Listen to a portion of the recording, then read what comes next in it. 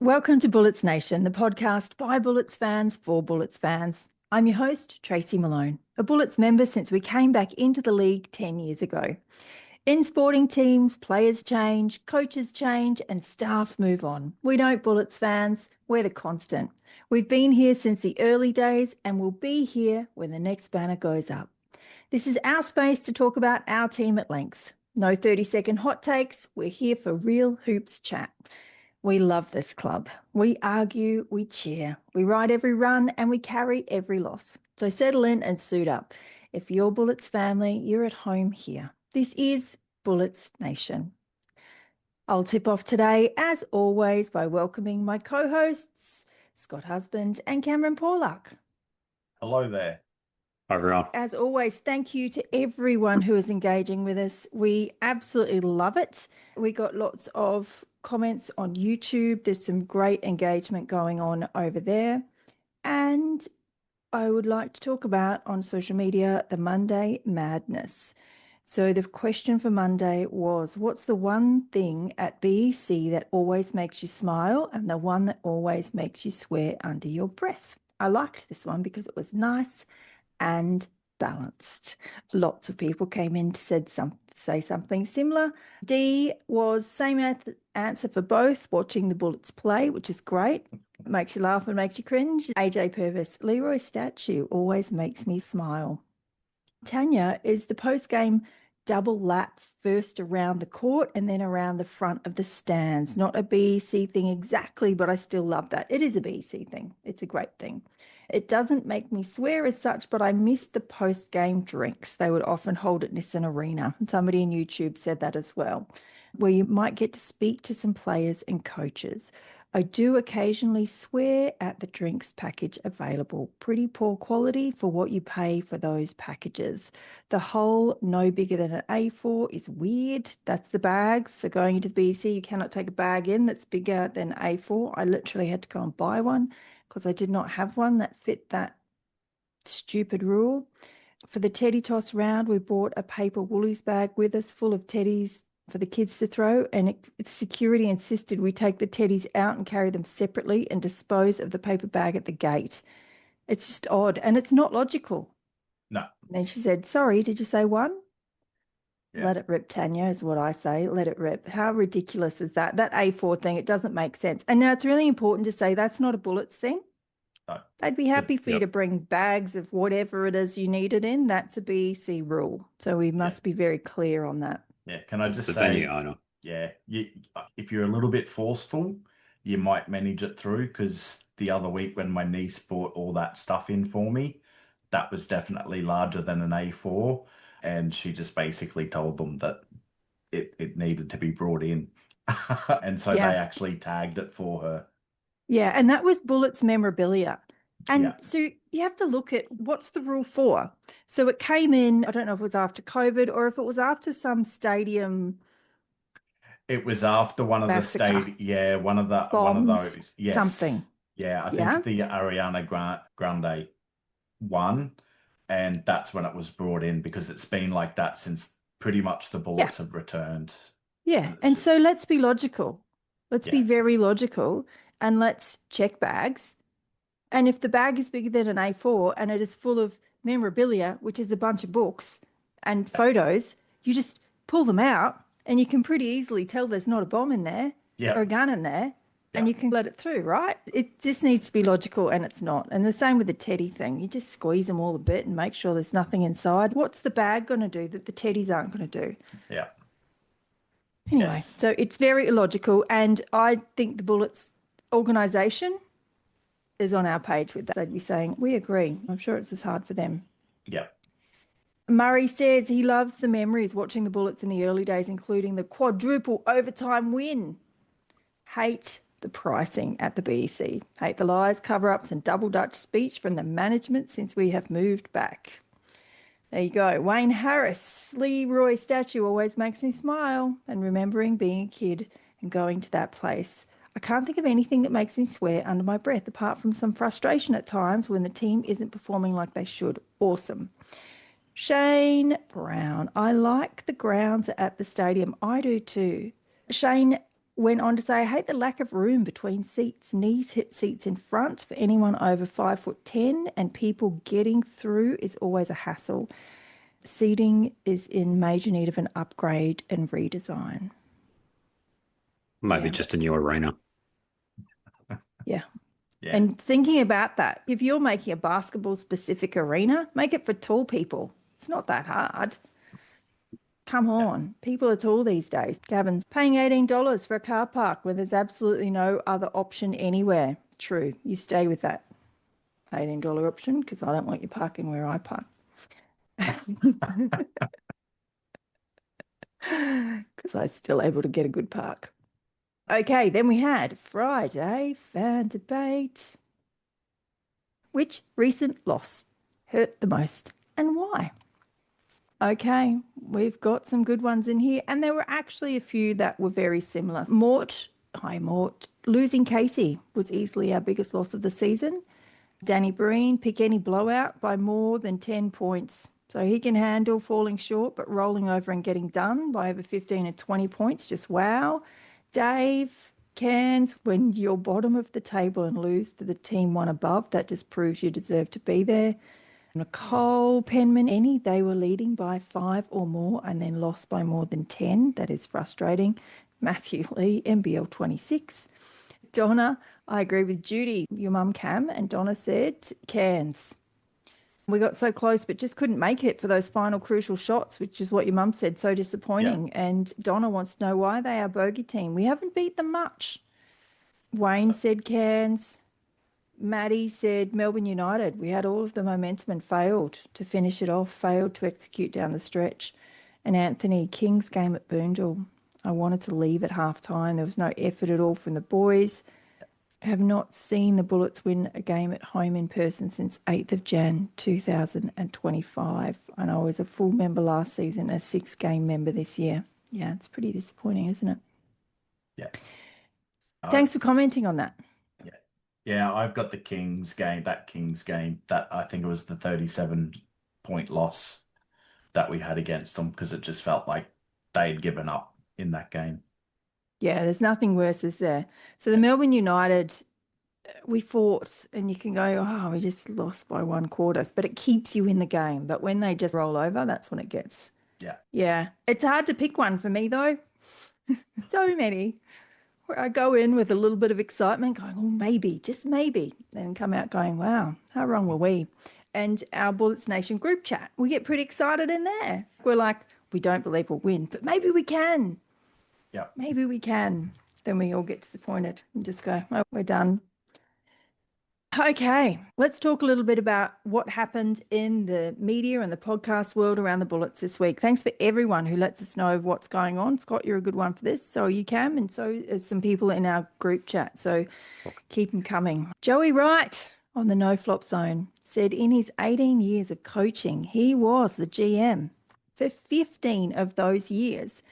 And he loved putting his own teams together. He said very publicly he would love a GM role and would love to help Brisbane take on the role of GM. He literally said, I would love to help the coach put a team together. So he just means it was joint coach and GM in those years that he's working in that. Like his title was head coach, but he was doing GM functions as well. That's what he meant, wasn't it? Yeah. Yeah, absolutely. And which is what Will Weaver's kind of coming in to do. And I think back in the years when Joey was doing it, it was probably the right thing to do. I'm not sure it is the right thing here, but we'll talk about that a little more at length. Like I'm very dubious about that. Yeah, on top of all of that, he did have that basketball knowledge above him as well, though. Like Bullets, he had Jeff Van Groningen, who's been pretty big through the NBL in that sort of leadership role. Maybe not necessarily a basketball person, but he's got a lot of basketball knowledge there. And then Gold Coast Blaze, he had Dave Claxon, who former basketball player as CEO there. So he's had those people above him who, if they needed to step in, they could. Whereas I think we're all in agreement at the Bullets at the moment. We don't feel like that is there Yeah, definitely not. Yeah. Even in ownership. So Kevin Martin has 1% of say every now and then, but we know who's pulling the strings there and we don't have it.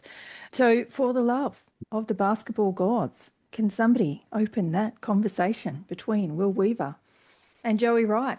And let's see. Ben Hahn, Joey would love to receive your call. If you're watching, I wonder what would happen if you just called him up and had a chat. Aussie Hoops Hour podcast for ESPN, Olgun Ulic spoke about Will Weaver, and he said the important information is that if and when they hire Will, which is pretty much a done deal, they will not be hiring a GM of basketball. And this is what we're just talking about. This is why we prefaced that Joey Wright information there. And I think this is disappointing, really disappointing, and it makes sense from Will Weaver point of view. I'm really disappointed from a corporate stance and Bullets supporter for such a long time. And if I was Will Weaver, I would be doing the same thing. And so this is where it gets really tricky. Just exactly what you said before, Cam, about Joey Wright had the basketball expertise above him. The history of our front office and coaching instability and underperformance, any great coach would be concerned about that upper management, and they'd want to make sure they have full control and get everything they wanted. So he would be getting that into his contract, and that he needs to make sure that he maintains the power in his position so he feels like he can have agency in this role. And the Bullets organisation, they don't have that. We've got to make sure they don't hold the power in that position. So I understand why Will's made this choice. What I would prefer, again, if I got my little magic wand and I was able to wave it, I'd want Will to appoint his own GM of basketball or a head of basketball operations. And I would like him to do the interviews, and I would like him to put that person in above him because he has the knowledge, he has the understanding, and he knows the people that he could work with. I don't want it to be a top-down choice. I actually want it to be a Will Weaver choice there, but I really do believe somebody needs to be in there. The really important thing is because DMAC came out in the press conference and said that press conference that we all love and said, we don't need an American coach. And Olgun Ulic said such lovely words. He is American, but Australian adjacent. Yeah. Yep. He's worked, he's had, yeah, exactly. He's had time at the Boomers and Sydney, so he must have relationships and he understands FIBA basketball. From the moment I heard his name and went and did the deep dive research in AI, I was like, oh, this is good. This is a solid decision. This is amazing. Well done. Now we've got to build around this, please, because I just don't feel like there's a structure here. Because if he's choosing to do these two really important roles himself, the GM of basketball and head coaching, it concerns me because remember when Sandy Brondello said, no one can do two things at once well. They just can't. Yeah. And knowing Peter Crawford personally, and he was an assistant coach, and the amount of time he just had to put into an assistant coaching role, let alone a head coaching role, and then a GM role, I just think it's too much for one person to do really well when you're building a team. This is where we have to look at the organizational chart and we have to say, we have to now have a CEO or somebody up there in management that's a basketball expert. It's just, it's too flimsy up there. I'd also like to hope that Will has put in his contract that ownership can't interfere, that they're here to support and not advise. I really hope that is in there. So in my perfect world, I would have Joey Wright and Will Weaver in there. And I think they'd make a really incredible team. It can only strengthen it. The basketball nous and knowledge and professionalism that we have. Yeah. Trace, just going back to, you mentioned Sandy Brondello. Was that the podcast with Sue Bird? Yeah. Yeah, that was a good one. She just said nobody can do two things at once. She was talking about the refs then. So she said, I can't coach my team and stay locked in and yell at the refs at the same time and stay connected with my team. Like, I can do both, but I can't do them both well. So I either need to be focused on the refs or I need to be focused on my players. And whilst that's a small sample size, you look at it from a bigger point of view and the amount of energy and time it takes to be a GM. So Will Weaver's going to be writing all the contracts, is he, for every single player? And he's going to be negotiating contracts and he's going to be looking at relationships for future players who's doing all of that stuff? Yeah. Good questions. Yeah. So for me, there's a couple of candidates that would work well in that. Joey, obviously, one of them.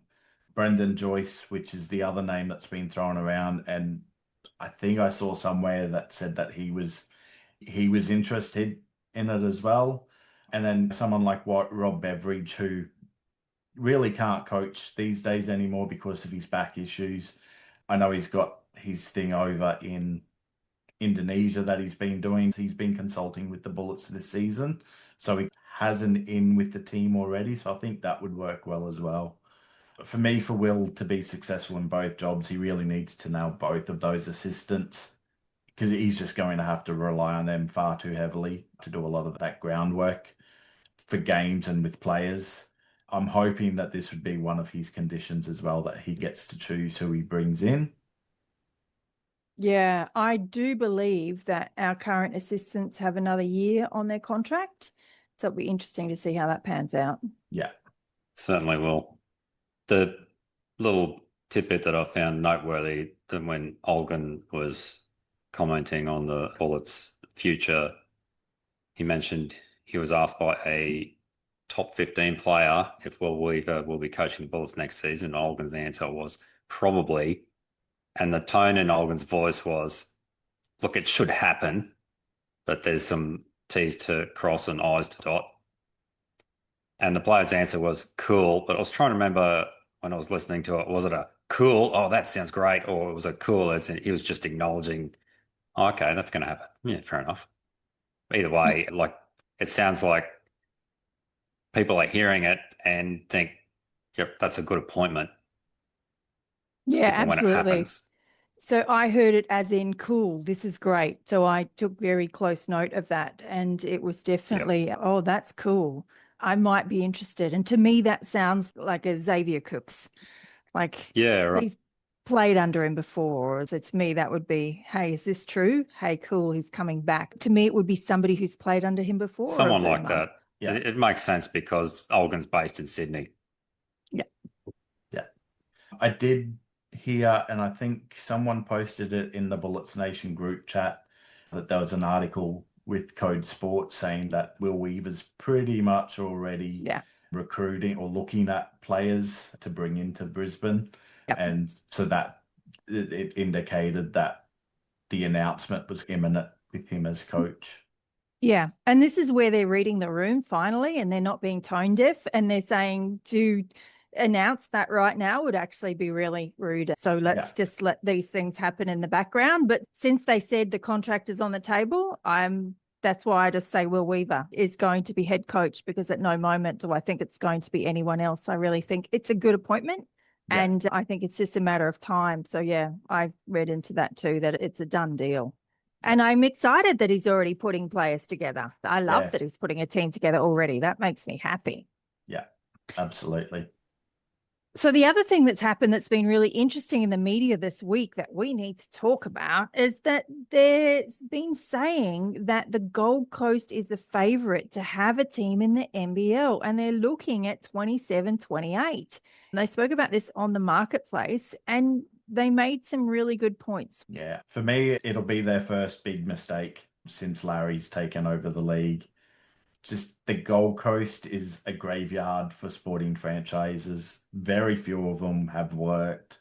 You look at the Suns, they struggle for memberships. Titans have been there long enough now that they've got some support, but they still struggle as well. It's a really large transient sort of population, and so they mostly support other teams. Joey Wright's mentioned this before, is that you'll get people come to games to view their team that is playing against the Gold Coast team, but they're not there regularly. Membership numbers are usually quite low. Cam, do you know why they folded last time? Does anyone know why they folded last time? I think it just came down to finances. So the owners just couldn't keep it up. Yeah. I'm just going to look that up while we're talking. Yeah, I do think that was during that period with the NBL where you started to see a number of teams fold, but they were really struggling through that period of time. I'd really prefer to see Canberra as the next team to come back in. I think that's got Yeah. a fan base. I've just looked it up. The Gold Coast Blaze were owned by the Tomlinson family, primarily led by Owen Tomlinson, who faced significant financial challenges, leading to the club entering voluntary administration and ultimately folding in 2012, despite attempts to save it with community backing and potential investors. Yeah. I'm pretty much with you on this, Cam. I personally don't think the league is ready for an 11th team yet, but it's pretty clear that the NBL wants a team on the Gold Coast. And when I say the NBL, Larry is a big part of that. Like you were saying, Cam, sporting franchises go to the Gold Coast to die, but the only reason that the Titans and the Suns have their heads above water is because the AFL and NRL just pour money into those clubs just to ensure They survive. going solvent. Which is really interesting because Larry is a smart businessman. He's built a sustainable model. So why on earth is he looking at the Gold Coast? He nailed it with Tassie. But for me, all I can see is it's going to dilute Brisbane Bullets. Yeah. And my God, are people ready to jump ship? It's coming at the worst possible time for the Brisbane Bullets. It is a bad decision, in my opinion, because the Bullets now not only have to nail the coaching, which I believe they've done, but the head office. So if they bury their heads in the sand and keep moving on as normal, they'll find many of those who travel from the south side and maybe even the north side will go to a better organisation and give their money there. The only thing that the Gold Coast can do, in my opinion, is steal a lot of memberships. The guys on the Brisbane. round table have mentioned there's a team an hour up the road from the Gold Coast. That's any time the expansion's mentioned, it's an hour's difference. Yeah. And if you want to bring someone into Queensland, look at Townsville, 4 hours from Cairns. Townsville people do not travel up to Cairns to watch that game. It is too far. I used to live there. And they love basketball. They've got a WNBL team who do really well. I'd be looking at Townsville before anyone else. Yeah. Yeah. There's a lot of sort of Bullets fans and some members who they're not really Southside. They're further south. They're Ormo, all of those types of places that travel quite a fair distance to get up to Boondall these days. I can see a lot of them, if they're already on the fence, and I know a lot were when we moved to Boondall, they'll be the ones to jump ship. Cue everybody who complained about moving to Boondall and having to go through the city now. They'll say, thank you very much. So in my opinion, we have to take the personal relationships out of everything to do with the Bullets now and look at it from a place of an organisational chart. There are far too many holes compared to other winning organisations. Look at how the top 6 organisations and the organisations who keep getting into the top 4 and are challenging for a championship every year, just look at how they're structured. It's not hard. It's like basketball. Nothing much has changed in basketball. It's just doing the simple things really well and getting the right winning attitude and people who can follow instructions and athletes in there. And it's the same with the makeup of a company. You don't have to rewrite the script. Look at what's working. And you compare our organisational chart to theirs, and I just don't think we match up at all. And many members already have said they won't be renewing. And because the thing that people are getting really angry about, which we've talked about, is their section seats. So people come and sit next to them because there's no members next to them, and their seats being sold for cheaper than what they paid for their membership. You're going to lose people. You're absolutely going to lose people. There's no longer any benefit to having a membership for so many people. And so I do wonder, Scott's gone. He just lost power. Oh, okay. All right. We'll keep running. So Scott's just lost power. What's all going on? He's the Bullets, just dropping out, giving up in the first quarter. Look at him go. So I do actually wonder if our current CEO isn't paving the way to step aside and do what he might feel is right for the organisation, because putting that GM of commercial level in there, so he's training all the people in the right things. So maybe he can see that. I don't know, from that level, and just go, maybe I've done what I can and it's time to step aside and put the next person in there. Quite possible. I must admit, when I saw that position advertised, that's an interesting position to be going in, considering that was something he was looking after. Yeah. It gives me a little bit of hope that up that top end, they know what they're doing. Okay, so our first game for the week was versus Cairns. So it was Monday night's rescheduled game. And the score was Bullets 83 to Cairns 88. And the crowd was 3,872 people. So they found it hard to fill a stadium on a Monday night as well. But that's to be expected. After the reschedule. Yeah, reschedule, Monday night, flooded in, all the things. So in our group chat, we always do our predictions, and I love to tell you all that I was closest in this game. I had Cairns by 7. Look at me go. I think this is hilarious because I've genuinely been terrible at tips my entire life, and I just pull it out of my left field. Yeah, I know I was close to the actual scoreline. I said 87 to 82. But I had it in the opposite direction. Yeah. And I will say that out of how many of us? 1, 2, 3, 4, 5, 6, 7, 8 of us had a go at this one. 4, we were half and half. 4 of us had Cairns winning, 4 of us had Brisbane winning, which is a little bit different. So in this game, quarter by quarter, the first quarter, Cairns scored 28, we scored 16. Yeah, that was game. It's right there, isn't it? Writing's on the wall. Second quarter, 19 to 19, nice and even. Third quarter, they scored 21, we scored 27. In the fourth quarter, they scored 20, we scored 21. So it's really easy to see where it is we're losing the game there. And this must be so frustrating for DMAC. He gives them a plan. He knows how to beat these teams. He knows exactly what to do. When he gets in the press conference, he said, we did it for a little bit, but he's having to ride them to get it done. And then they drop off. So he's really having to do a lot of holding of the players to get them just to do basketball skills. Yeah. So the field goal percentage, the stats are, we were 29 from 64 at 45.31%, which isn't bad, but Cairns were 36 from 68 at 52, almost 53%. The 3-point line, we were 3 from 16 at 18.75%. You cannot win a game at that percentage. And they were 7 from 23 at 30.43%. Yeah, I don't think you can win a game shooting just 16 threes either. It's been a continual issue for us. SEM case in point. Yeah. They play the numbers game. They're like, just get it up. But they also have a roster full of 3-point shooters. Yeah. Free throws. We were 22 from 30. We had 30 free throws in this game, shooting at 73.33%. They had 9 from 12, shooting at 75%. So we can't complain about the refs.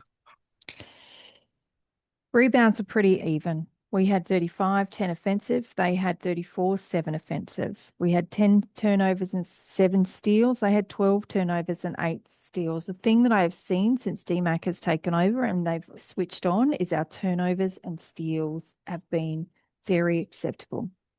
Yeah, I think our turnovers in particular, for me, has been since Maldonado stepped in, because he just looks after that ball a lot better. I think he's around three or 4 turnovers a game, which I'd like to see maybe a little bit less, but he looks after that ball pretty well. And his passing's pretty good. I just felt they came out in that first quarter, really, as I said before, that was game. Part of me wonders whether the travel up, then back up, took its toll on them, which could explain that slow start. No real excuses. I just feel like maybe it played a part in how they started that game. And I'm not too sure why the NBL felt it necessary to reschedule it so soon, especially considering we had flown back to Brisbane after the postponement. For me, it just feels like another indication that the NBL shafting us with our schedule. Yeah. So first of all, I don't think for a moment that the NBL at all cares about a bottom of the table clash when having to reschedule. I don't think they thought about that at all. But secondly, People consistently underestimate how hard it is to play in Cairns due to the temperature. Yeah.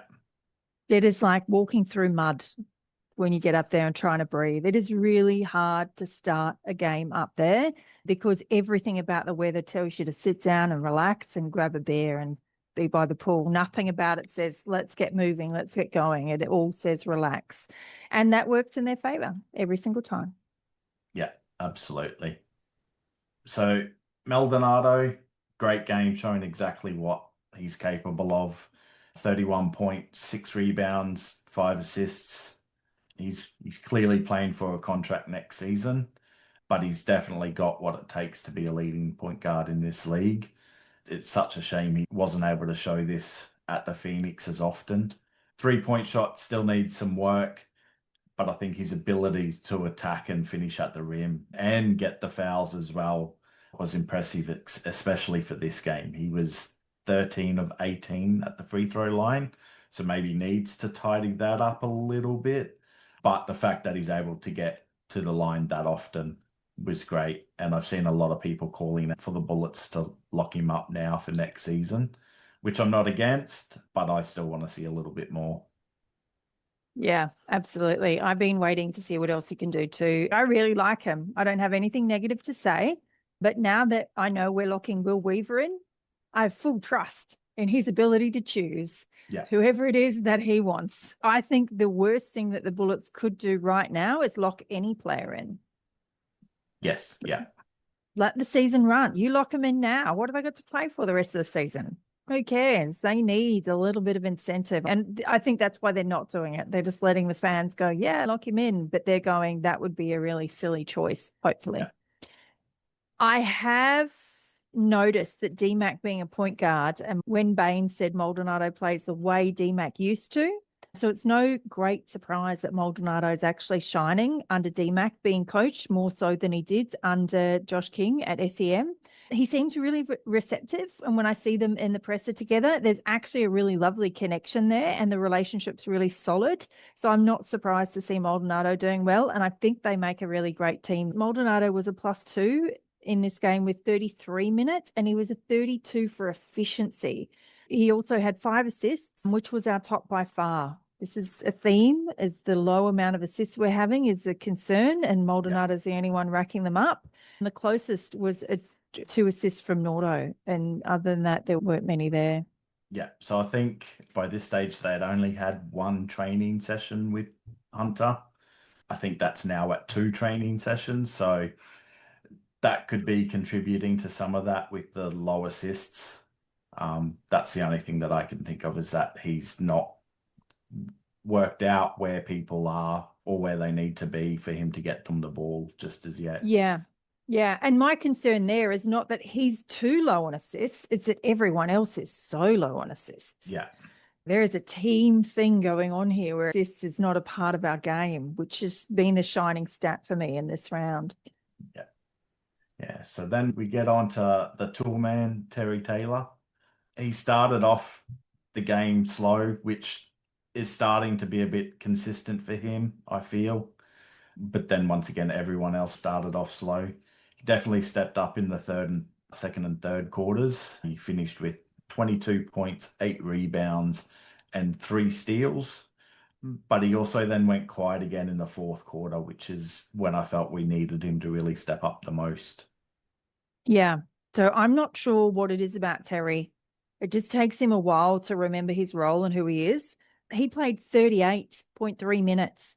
He shot 50% from the field. So he wasn't having an off shooting night. He had no reason to stop shooting. He only had 1 foul against him, which took him to the free throw line once. So again, he's just not aggressive enough offensively at all for what we need right now. Like for Casey Prather, he would have been to the line many times and he would have had just more efficiency in there. Yeah. Yeah. I felt like we didn't get enough scoring for anyone else either, because with only 5 3-point attempts is just not enough. So we need to find him more shots. And once again, as I said just before about Maldonado, not having only had that 1 training session, that may change as they get a few more sessions in together. Yeah.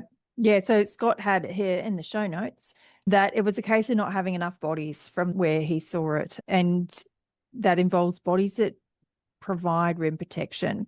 And I agree. I absolutely agree. We don't have enough bodies, but I don't believe that's why we lost the game.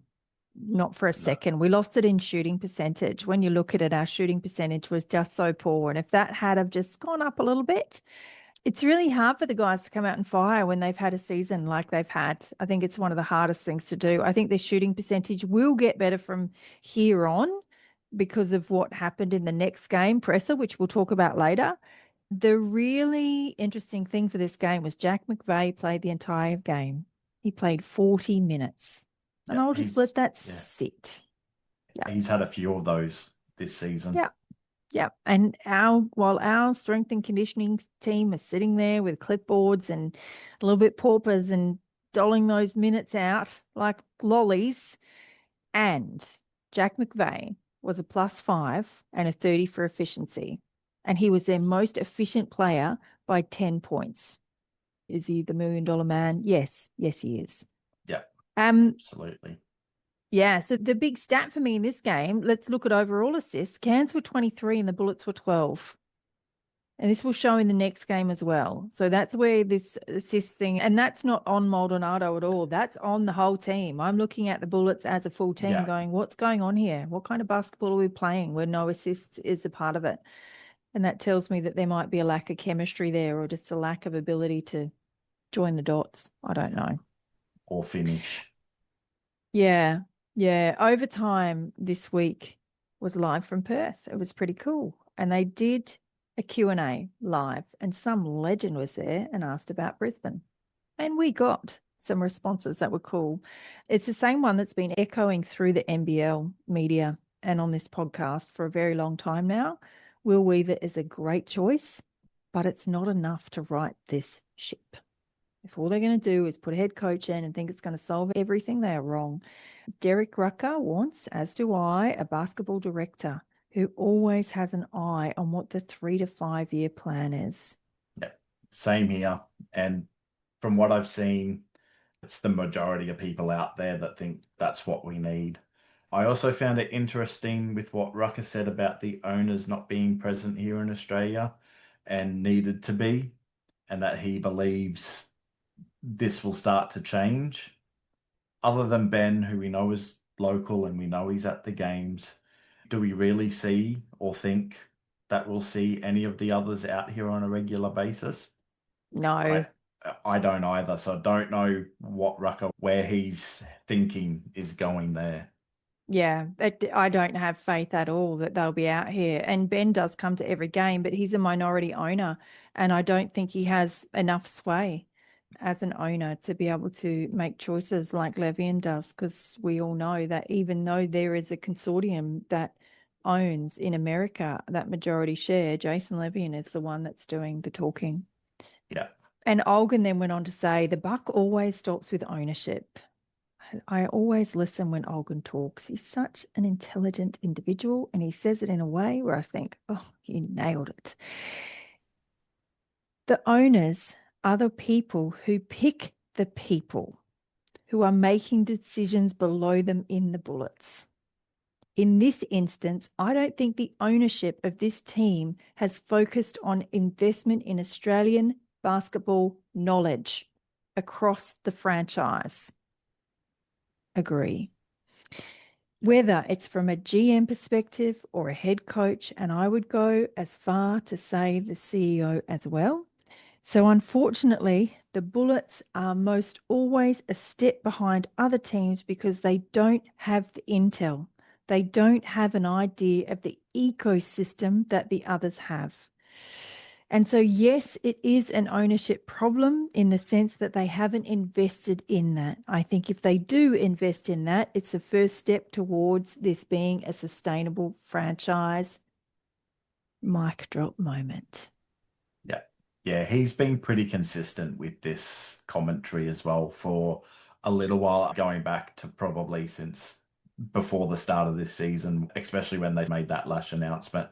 He's been slowly working his way up and adding more to it, just being careful with the way he says it, but saying it in, as you said, such a great way. Yeah. Yeah, he's been great. So it was really interesting to hear that. The last question was who's going to win the championship? So it's really interesting to hear. So three of them think it's going to be an SEM Adelaide Yeah, final, and Derek Rucker thought it was going to be Adelaide Sydney final. So I'm with Derek. I think SEM are great, but Sydney are just hitting the right straps at the right time. And if they can get their players back, they're going to be yeah, yeah. going. I think I went Adelaide and Southeast Melbourne as well, but I did put an asterisk against Southeast Melbourne. I've just got some concern. Or did I say Sydney? I think I had an asterisk against Southeast Melbourne just because of their half-court defense. Yeah, yeah. Okay, so we had a game. Brisbane had a game over at Hoops Fest. We know Mort was over there. He's been sending us pictures in the group chat. Brisbane versus Sydney is who we played. The crowd was 8,981 people for nobody owning the home court advantage. So how cool is it? The Perth people and everyone flew over and they showed out. Yeah, Sydney won 95 points to 80. Firstly, this really annoyed me. Every single person in the media spoke about Sydney being undermanned. And not a single word was spoken about Brisbane being undermanned. Yes, Sydney are undermanned. Yes, they've got key people out. Hold on a second. How are you not saying the same for Brisbane? They listed the players Sydney had out, and I think one person mentioned Tyrell once, but we've got Tyrell, JFL, and Smack out. And I was really disappointed by this. yeah, yeah. And as Scott was going to point out, it's an ongoing thing for them. So you feel that they're just glossing over it now because it's just expected, and everyone knows that we've got these outs. It'd still be nice to be recognized though, especially when you're mentioning that all the other teams outs as though that's a big impact for them. It's still an impact for the Bullets. Yeah, absolutely. And I expected Ducas to have a blinder in this game because he had family in the crowd, like over 10 people. And the first 3 minutes did not disappoint. He hit that long free three straight up, and I was like, oh, he's going to have himself a game. And then he didn't. Yeah, yeah. Scott's pointed out that there just wasn't enough organization to find him space.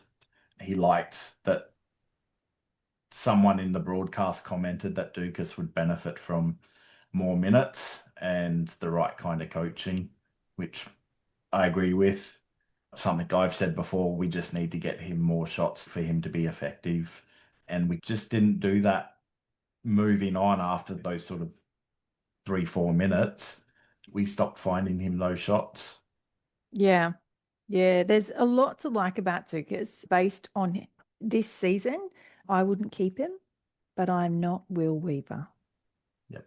If I were to sign him again, it would have very clear conditions on his fitness. I think he is not even close to his ceiling, and he has a license to shoot, which is great. And he's got a lovely shot. He does well for more time on the court, but he also has excellent skills at making a drive to the basket. Yeah. And I just don't see enough of that in his game at the moment. I need him to be more athletic and have more energy defensively on the court and more attention to defense on the court. He has patches of excellent defense and patches of just complete vagueness.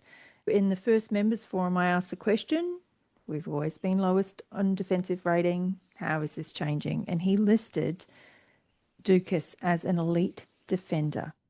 I've seen flashes of it, but I cannot call his defense this season elite right now.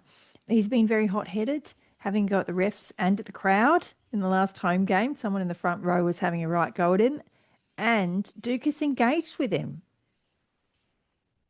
in the middle of a game. Yeah. I do not like this. Let your game do the talking, mate, not your mouth. So I see the talent, but I see a lot that needs to change. And if Will Weaver believes he can develop Ducas more, then I'm really excited to see what happens. Really excited. Otherwise, I wish him well, and I hope he goes to a club with a coach who can get the best out of him, as we've seen so many other former Bullets players do, because he's got such a bright future, and under the right coach for an extended period of time, I think we'll see it. Yeah, absolutely. He's definitely one of those players that needs the right coach to shine. And Weaver could be that coach.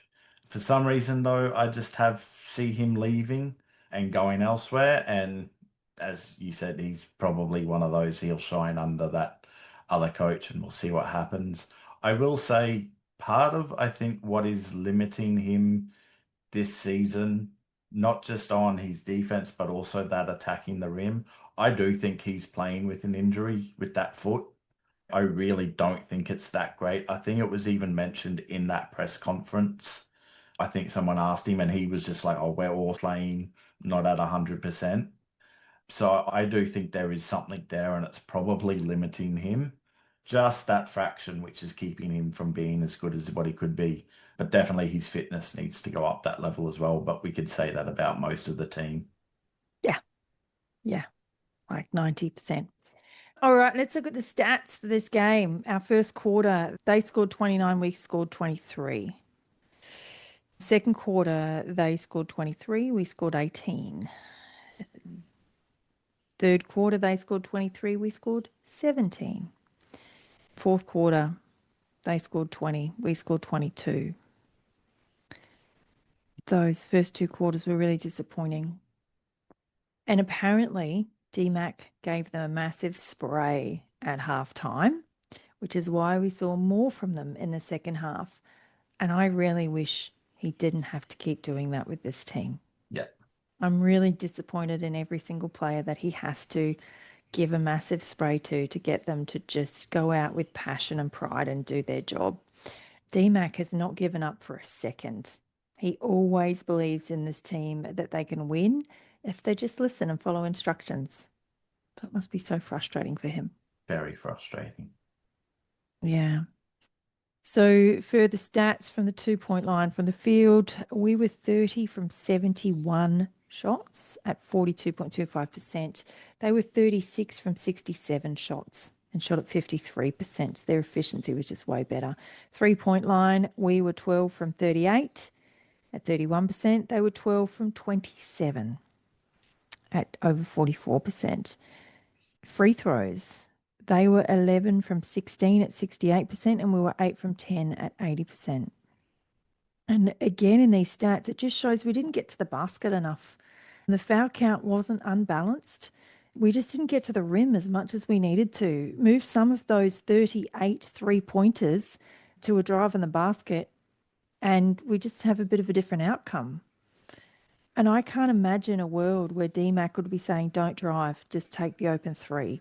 He'd be calling for them to be more aggressive. And this is where his frustration lies, not having the team under his watch from day one. He's getting them after they've been beaten down by all that's happened to them this season. Yeah. Yeah. So rebounds were pretty even. We had 35 rebounds, 7 offensive. They had 39 and 5 offensive. Turnovers, we had 11, they had 9. Assists, we had 15, they had 25. And again, it's glaring. So KD was the highest with 10, and Maldonado again was our highest with 5, and the closest to him again was someone with 2. It says a lot about our offense and how little we're relying on things like pick and rolls and offensive sets to score instead of get open and have a go kind of offense.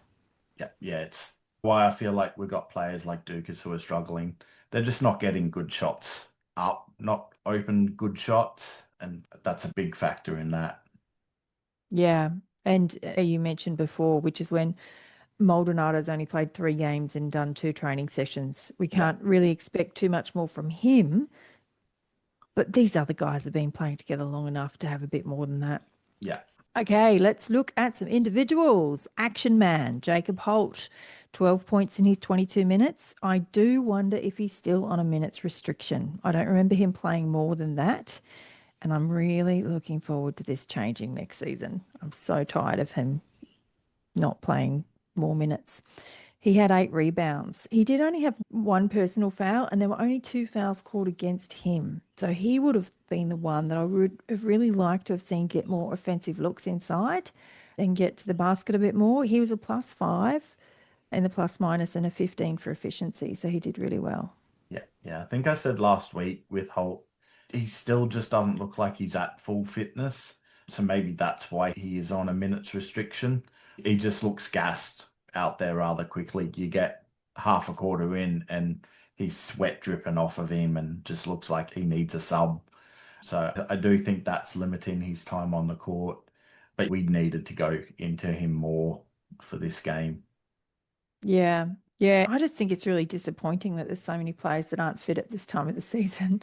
Yeah. It's a real challenge. But also the injuries they're dealing with, yada, yada. It's not as simple as you need to be fitter, but it is, in a way, it is.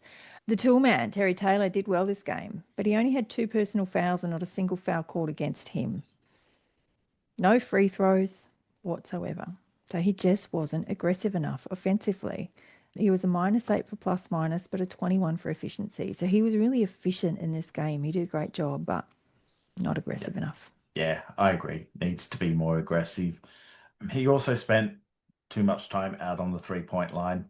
We definitely need his presence in the post far more, which is where he's then able to be that much more aggressive and hopefully then get to the foul line a bit more. Yeah, absolutely. Maldonado had 20 points. So in the last game, you said not a great 3-point shot. I was like, hey, look at this, 50% from the 3-point line. Can you keep saying that? So keep doing those things. If it makes them shoot better, let's roll with it. Yeah. 50% from the 3, and he only took 4 3-point shots.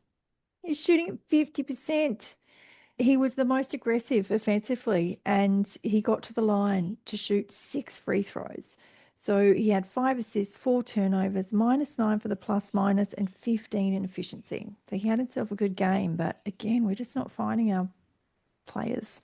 Yeah. I do feel like Sydney did a good job at limiting his penetration this game because he's been superb at that for the past couple of games, which then for me affected his ability to kick the ball out to the others to get them some better looks. So Sydney did a really good job there. They scouted him pretty well. They were prepared. Yeah, which is what great teams do. Ducas had 14 points. I was expecting him to have a 20-plus game in this one. He was 40% from the field and 2 from 9, 22% from the 3. He had 6 rebounds, 2 assists, 1 turnover, 2 fouls. He was a -3 for plus minus, but 14 for efficiency. Yeah, he started off really well, and then, as I said before, we went away from that and stopped finding him some looks. I thought defensively we were just horrible. I know it's not new. We showed glimpses of what we could be defensively against Adelaide. And for me, this game, without Cooks or Daly in the lineup, I thought we needed to play Sydney defensively like we played Adelaide. I just don't think we did that. You talked about expecting Ducas to have a big game like Noi had. I think that was in our group chat. You had mentioned that. And the difference for me was the defense. How many open shots did Noi get from that 3-point line? We know he's a shooter. You can't just continue to leave him open like that. I was yelling at the TV at least a couple of times. One play in particular, I could see it coming. I'm just like, they're going to pass to Noi. He's going to be open, and no one moved quick enough. He had at least 4 of his made threes that were wide open, and he missed that one where he was wide open. He decided to show off, and he missed it, so we got lucky there. I was glad he showed off and missed it. But for me, the end of that third quarter, that was the killer. I thought we did a good job in keeping in touch with them in that quarter. I can't remember how many points they laid on us in that final minute. Sydney just went boom and the lead was out, and that was game over. It was just, yeah, that hurt. Absolutely. Yeah, it really did. DMAC was yelling at the same plays at the same time at the same players that you were. The elastic band defense wasn't there, but he did in the press conference after the game. He talked about the lack of defense and how they did in patches. They had a game plan on who to limit and how to limit Noi and KD, and the plan was followed sometimes, but then it was let go. So he looked frustrated at having to yell at the guys to get something out of them. This is the ongoing thing for him. It's not the team he put together. They were talking about injuries as well. And when they were talking about everyone's playing with something, he said he's going to start playing the bench guys. He needs to rest some bodies, and he did say Nordo's name. He needs to rest some bodies, and I'm sure Ducas's foot and all of this, they need to really think about next season. So they need to give these bodies some rest, and there's no reason to push them now that they're out of the race for the top six. Yeah. So this is why I believe we're going to actually start to see our shooting percentage go up a little bit now. The guys will just be more relaxed. There's no pressure to get to the top six. Their bodies will be a bit more rested, and they can go out and hope to change the fate of some teams who we have left to play. And we've still got a few games left this season. Yeah. Yeah. I feel like that we should have started doing this a few games ago. I've been a bit annoyed watching Purchase and Bradkey sit on the bench. There was one game in particular where we needed Bradkey's height out there. So I feel like this should have happened a little while ago. We all knew that we weren't making the top six for a while. So Except just DMAC. accept DMAC will I not, know. he wouldn't give up. He wouldn't I give it know. up. So yeah, just let them go out there and play and show what they can do. Hopefully we'll see more divas as well, especially considering I'm pretty certain I've said he's contracted.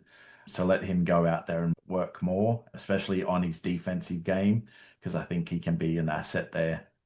Yeah, absolutely. I love him defensively. So just as we were about to hit record, we started a little bit late today because I was a little bit excited because Mitchell popped in our chat group some news that Luke Paul has signed a multi-year deal with NBL's Next Star program. So he is a 6'6" point guard. What do you think the chances are of the Bullets securing him? We didn't have a Next Star this season. We didn't. I don't know if having Rocco turned them off having a next star. Not that I think having Rocco was an issue for them. I think we all loved having Rocco and the team included, but having that sort of expectation where you need to develop them a little bit more and give them court time so that they can excel and shine. I don't know whether that kind of shied us away for this season. Maybe there weren't next stars available this season, which is why we didn't go with one. I'd certainly like to see it having a 6'6", although being a point guard, if we've still got Nordo and Divas in, do we actually need another point guard where there's going to be minutes? Because for me, that limits some time for Divas. Yeah. Yeah, there's no connection with Will Weaver and Luke Yeah. Paul either. They haven't crossed paths. I'll just have to sit and hope with that one. But yeah, you are right. With Divas in there, it doesn't make sense. Yeah. If we look at keeping Maldonado, and if they don't keep Maldonado, they will sign another import point guard. They're not going to leave that position open and leave Nordo. Yeah, you can't have 4 point guards in a team. No. Anyway, maybe there'll be a 5-man again who can come through, but we don't know. I've got a name on my list that you'd love. Excellent. I look forward to that episode when we do that. Yes. Yeah. You'll get me very excited. We have one game this week. It's an Ignite Cup game, and we're playing Melbourne United, and it will be played in Bendigo. So before, when I wrote these notes in, I said the last time Melbourne won a game was against us at home. So I'm sure we'll do our theme of playing them back into form and making them feel good again. But they did get their win against Tassie last night, and they'll just build more confidence. They'll come in with more confidence and they'll build it more. I don't see this being a close game, especially if we don't have Tyrell back. So I'll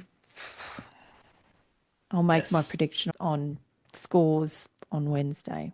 Yeah, fingers across for Tyrell. I think he's assessed again this week with his concussion protocols, so fingers crossed for him. I agree. I don't think it's going to be a blowout. I think Melbourne are really struggling just as a team. Yes, they got the win last night against a decent Tassie outfit, but I still don't think they're quite there yet. So I think it'll be a lot closer than what we're expecting. Under 10. And yeah, that travel down to Melbourne and then out to Bendigo. Once again, the travel's just going to hurt us. And I think they've been having a bit of a heat wave down there as well. Yeah, with the fires, if they're still down there and the smoke and all the things. Yeah. Yeah. And I don't think Bendigo's a great stadium in terms of aircon and so forth. I think maybe Phoenix played down there just recently, and it wasn't the best of conditions within that stadium. Yeah. What I found really interesting is that the two teams, when they were struggling, so we had Sydney struggling at the start of the season and we have Melbourne United struggling right now. And the thing that made the difference in both teams, the head coach did the same thing, exactly the same thing. Brian Gorgon said we were spending too much time looking at stats and X and O's, and I forgot about the relationships. So I hung out with my players. Yeah. Individually, built that relationship. Dean Vickman, everything's going bad. We've tried all the things, we've tried the different combinations, and he brought every player in individually to have a meeting with him and said, how can I be a better coach for you? Yeah. And Brilliant so, coaches. absolutely. And it's why they're legends in the field. And I'm hoping that's what we will bring. I see more of a relationship with DMAC and these guys, but they're all pushing a ball up a very steep hill right now and Yeah. probably don't have that luxury. Yeah, nah. Let's do some yeah, nah questions. Yeah, nah. Brisbane should put in to host Hoops Fest on No, season soon. nah. I'm a nah there. I was actually thinking about this strangely. Instead of a team on the Gold Coast, let's put Hoops Fest on the Gold Coast and have a Oh, I go like down that there. idea. Yeah, it's a great location. I know when they did the Blitz down there, and they were actually looking at keeping the Blitz there for a while. It worked really well because the teams were able to bring their families and stuff, and there's so much to do down on the Gold Coast as well. I think the Gold Coast works really well for it instead of Brisbane. And that's what Cairns did over in Perth. Adam Ford, I watched his press conference and he said, we are taking a couple of days.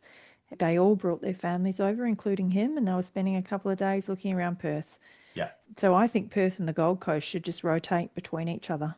I yeah, think they're that both works. excellent. Yeah, Yeah, yeah. yeah. Yeah, nah. We will have more possibility to beat teams with the bench players getting in the driver's seat now. I'm going to go nah, but I think we'll be more competitive. So I Yeah, think we'll still lose the games just as often, but I think we'll be a bit more competitive. Already starting to see that. yeah. And on the back of that, what I really look forward to next season, one of the things that there's information coming in all the time everywhere, and there's some that just really sticks. And what really sticks for me is that last season, Illawarra's white shirts, their second team, were beating their first team in training. Yeah, I really want to see that kind of bench next year. I want to see yeah, a bench of guys who can get into training and actually beat the number one, the starting five team. yeah, That yeah. excites me. They did have Will Hickey coming off the bench that Yeah. season, Yeah. and he But is that's what I ultra mean. That's competitive. Yeah, that's what we the need. team you put together. Yeah, But so's Nordo, and he would be a white true. shirt. Yeah, Yeah, I really want to see that in the Bullets. I want to see that serious competition at practice. Practice isn't let's run through it and just see who can do what. It's let's beat them. yeah. Let's actually beat them. Yeah, nah, Maldonado is a Will Weaver type of guy and will be with us next season.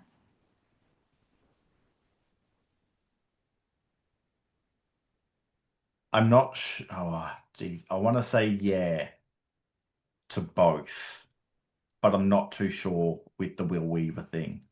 I'd certainly like to see him next season, but as to whether he is a Mutt Weaver type of person, I'm not too sure. I'm Yeah. really not. Okay, yeah, nah. If Will McDowell White is available next season, we should sign him instead of Maldonado. We must be on a brain sync here because I was actually thinking about this last night and whether if, as you just asked, where if he was available, would you take him? And I'm not so sure now. You take me back 2 seasons ago or a season ago, and I'd be like, yeah, we're going with Will McDowell White. He's been having injury issues with his hand, and it's been consistent now for a little while. So I'm leaning more towards nah, which I didn't think I'd ever say. Yeah. Yeah, but we've got to take everything into account, which Yeah, is like Sam McDaniel. It's God, I love him, but yeah, we cannot sign players with known history of injuries anymore. yeah. That's a Because risk that, yeah, because there's another player that I know you're keen on for us to sign, or there's two that you wouldn't mind if we signed, and I'm also hesitant with both of them because they're injuries at the moment. So Wardenberg. Wardenberg is one, and Meninga, because I worry about his shoulder. Ah, is he injury prone? That shoulder's been heavily taped all season, and I just really do worry about that as well. Yeah, interesting. Yeah, its ability to complete a season versus, Yeah, that's what I've been looking at for the past couple of weeks yeah. is injury prone players and that I like, but do I want to sign them? Yeah, because in the chat group last night, I was having a big sigh moment when Will Magno was going off, and he was showing me we didn't keep that relationship, and it's such a shame, but also how it showed me through Bannon that Jacob Holt is a four. He is a Yeah, four and a stretch five should need be, and how that we could have that kind of Tyrell Jacob Holt thing if we have the backups. And yeah, then yes, Magnay went down with his foot injury, and I was like, yep, maybe it's best yeah, that's it. that he's there because Scott Ross said we'll have to do scans, blah blah blah, and it's not looking good. No, these players that for some reason just can't stay healthy. Yeah, yeah, yeah. That's a deeper conversation for on a bit of a spooky level for another time. We've come to the end of another episode. Yay! Yeah, yes. Thanks, Cam. Scott didn't make it back. His power is out, over and out. And thanks for engaging with us. If you want to send us an email, bulletsnationpodcast@gmail.com. If you want to join the chat group, which is very lovely and friendly and raucous, fun and all the things, just hit us up, socials, email, whatever it is. We'd love to have you in there. And until next time, thanks for joining us on Bullets Nation podcast. Yep. See you next week. From the river